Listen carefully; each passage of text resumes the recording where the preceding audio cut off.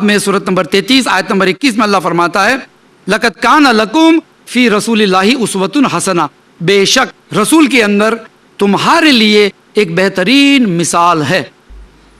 ہماری بمبئی کی زندگیوں میں آپ دیکھیں گے ہم ٹرینوں میں دھکے کھاتے ہیں، بسوں میں کھڑے رہتے ہیں، چلتے ہیں پھرتے ہیں، پسینہ نکلتا ہے، اور اگر کوئی ٹرین کے دھکے کھانے کا عادی ہے تو اس کے کپڑے پہ اپنے پسینے کے ساتھ دوسروں کے بھی پسینے لگ جاتے ہیں، اور اس حال میں گھر پہ چلے جاتے ہیں اپنی بیویوں کے پاس۔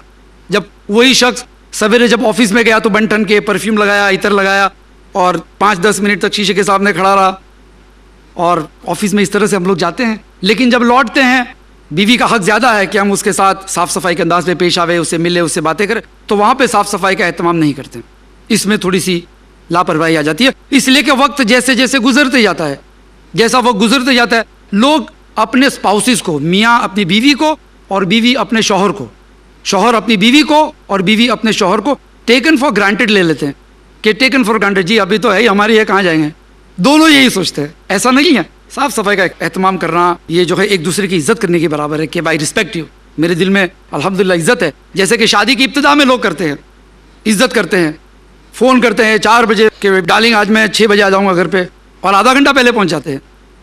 لیکن پھر 2-4 بچے ہو جاتے ہیں، اور جب ٹی وی دیکھتا رہتا ہے، ٹی وی دیکھتا ہے تو وہ ہیروئن ایک کے بعد ایک ماڈلز آتی ہے، ایک کے بعد ایک ہیروئن آتی ہے، دبلی پتلی گوری، تو اب اپنی بیوی کو دیکھتا ہے یہ تو موٹی ہو گئی۔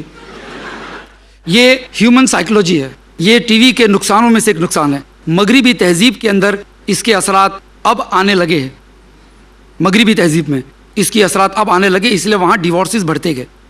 لیکن ہمارے وہاں بھی آج کل مسلم معاشرے میں بھی اس کے اثرات اب پائے جاتے ہیں۔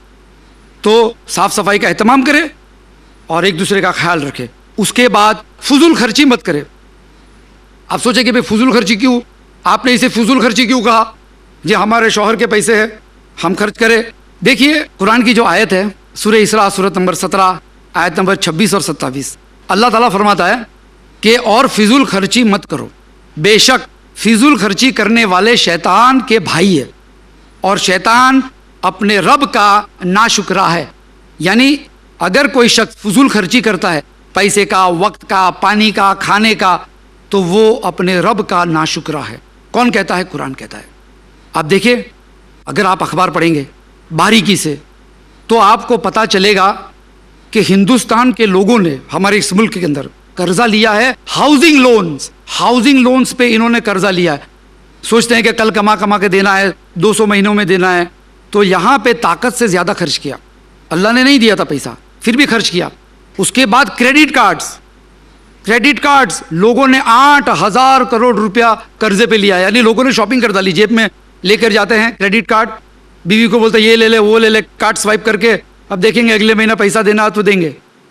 تو اس طرح سے فضول خرچی میں لوگ مبتلا ہو گئے۔ پھر نتیجہ کیا ہوتا ہے؟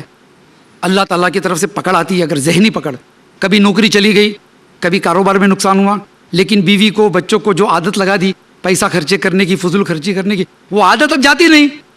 خود تو بیچارہ بس میں بھی چلا جائے گا کہ اب میرے پاس پیسے نہیں ہیں، لیکن ان کو تو ہوائی جہاز میں اڑنے کے شوق دلا دیے، 5 اسٹار ہوٹلوں میں کھانا کھانے کے لیے لے کر گیا۔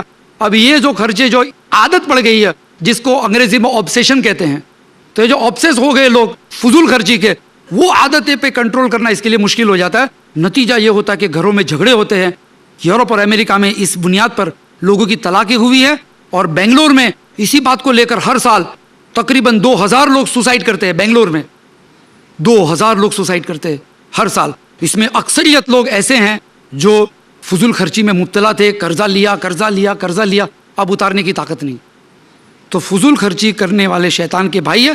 اللہ تعالیٰ نے سورہ طلاق کے اندر سورت نمبر 65 آیت نمبر 7 اس میں فرما دیا صاف کہ اپنی طاقت کے مطابق خرچ کرو، جس کو میں نے روزی میں تنگی دی ہے وہ اس کی حیثیت کے مطابق خرچ کرے، اور جس کو میں نے زیادہ دیا ہے وہ اپنی حیثیت کے مطابق خرچ کرے۔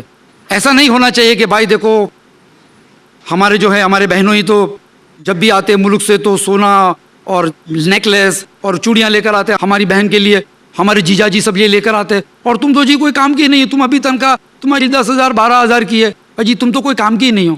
تو ناشکری آتی جاتی کہ جو اللہ نے دیا اس کی ناشکری کی۔ اللہ کے رسول نے فرمایا اپنے سے چھوٹے کو دیکھو، آپ سے نیچے جو ہے ان کو دیکھو، لیکن ہماری ایک عادت بن گئی ہے قرآن کی اس آیت کے خلاف۔ سورہ طٰہٰ سورت نمبر 20 آیت نمبر 131 میں اللہ تعالیٰ فرماتے ہیں کہ دوسروں کی چمک دمک دیکھ کر اپنی آنکھوں کو اندھی مت کرو، یہ چیزیں ہم نے ان کو مختصر وقت کے لیے آزمانے کے لیے دیا ہے۔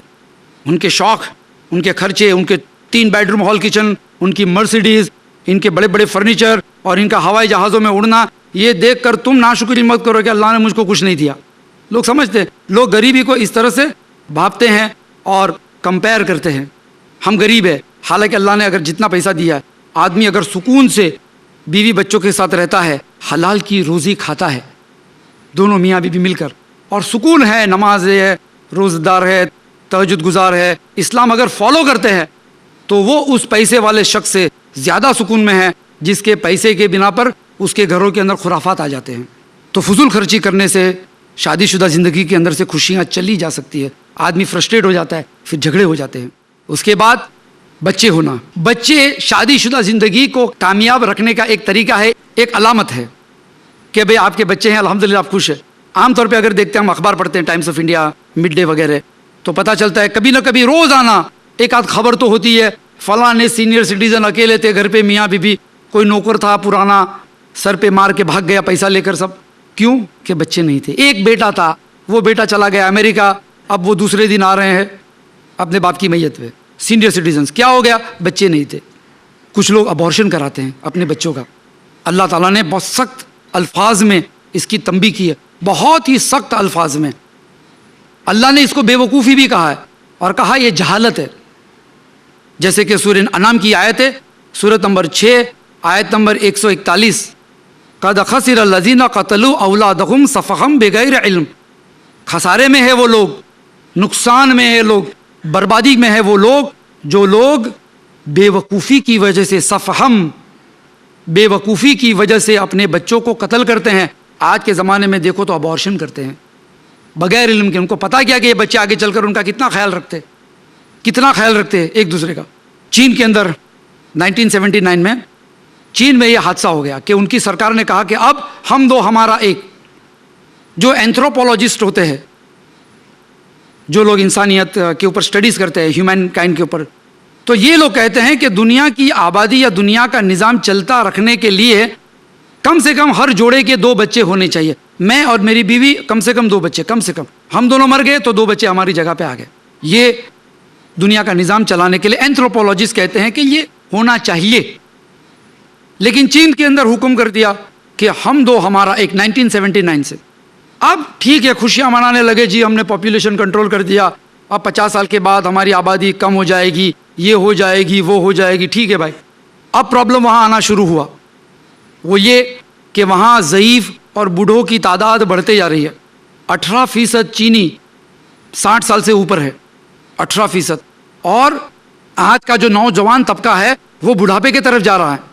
ان کا سہارا دینے والے چائنا کے اندر جو بچوں کی تعداد ہے وہ صرف 3% ہو گئی بس۔ اب کیا ہوگا؟ اب آگے چل کر ان کے وہاں بچے کم ہوں گے، بوڑھے اور ضعیف زیادہ ہوں گے 20-25 سال کے بعد۔ اور آج چین کے رپورٹس کے مطابق آپ جانتے ہیں وہاں کیا ہوتا ہے کہ لوگ اپنے ماں باپ جو رہتے ہیں بوڑھے، ان کو جو الزائمر جیسی بیماریاں ہوتی ہے، پارکیسنز جیسی بیماریاں ہوتی ہے، لسیان ہوتا ہے یعنی بھول جاتا ہے آدمی بڑھاپے میں، ایسے ماں باپ کو گھر پہ رکھنا نہیں پسند کرتے، تو یہ لوگ جاتے ہیں ہائی وے پہ چھوڑ کے بھاگ جاتے ہیں، کھیتوں میں چھوڑ کے بھاگ جاتے ہیں، جاگرز پارک میں چھوڑ کے بھاگ جاتے ہیں۔ کیوں؟ اس لیے کہ بوڑھے ماں باپ کا خیال رکھنے والے بچے ایک ہی ہے، اب کتنوں کا خیال رکھے؟ مثال کے طور پر میں اور میری بیوی، ہم